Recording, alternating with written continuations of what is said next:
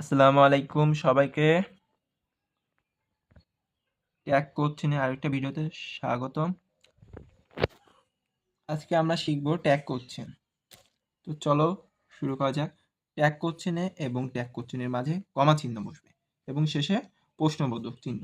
Tag question মাঝে কমা, শেষে tag কোশ্চেনটা দিয়ে প্রশ্নবোধক চিহ্ন।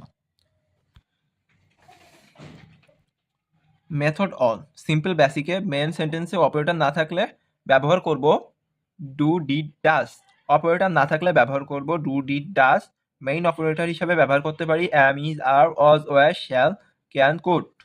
তারপরে সংক্ষিপ্ত যুক্ত যেগুলো হয় are not, aren't, is not, isn't, was not, wasn't,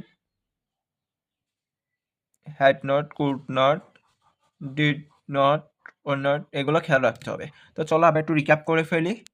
tag কোশ্চেনের মাঝে বসবে ভায়া, কমা এবং শেষে কোশ্চেন মার্ক। মেইন সেন্টেন্সে অপারেটর না থাকলে do, does, did. Main operator হিসেবে আমি, যার, was, are, shall, can, could. Affirmative মানে নেগেটিভ যেগুলো are, are not, aren't, is not, isn't, wasn't, hasn't, can't, could, didn't, don't, এইগুলো খেয়াল রাখতে হবে। টাইপ অনে নেগেটিভ এর পর নট বসবে না। নেগেটিভ যেগুলো অলরেডি নট রয়েছে, নট যুক্ত, সেগুলোর পরে আর অতিরিক্তভাবে নট দেওয়ার দরকার হয় না। যেমন never, hardly, rarely, seldom, few, little, scarcely, etcetera. He hardly believes me, does he. শুরুতে ড্যাশ অফ আস, শুরুতে dash of them, dash of you থাকলে ইউ, আস থাকলে লাস্টে উই এবং দেম থাকলে দে।